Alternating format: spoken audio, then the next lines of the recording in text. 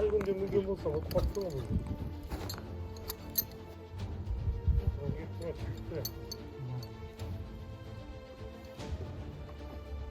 Ofis kurmayacağım bazı. Hayır, tabii. Çok koklar size.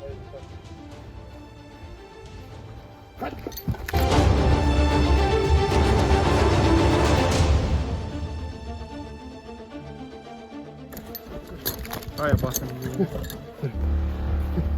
Bas tartış. Buranın sigırda.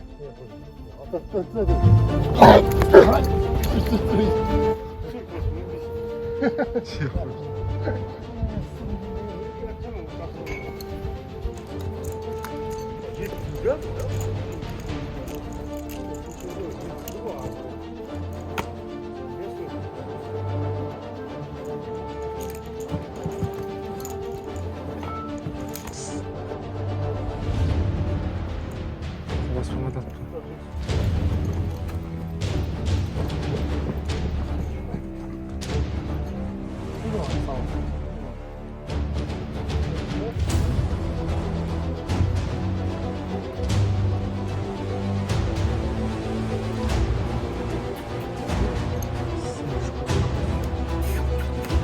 Haydi olsun.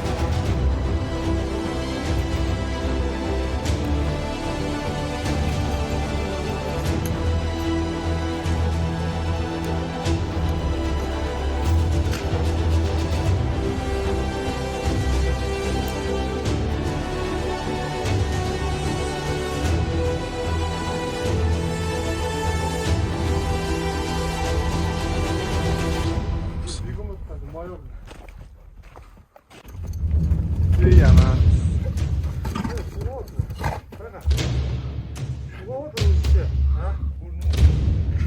Ne?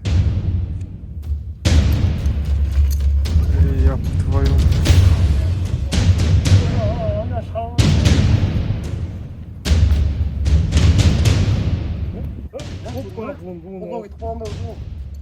Askanın bir sügün. Yaş 28 koy. Ya anca dedi bu kulağında süt kot da. Ne şu ayak git kot da. Ayak git kot da.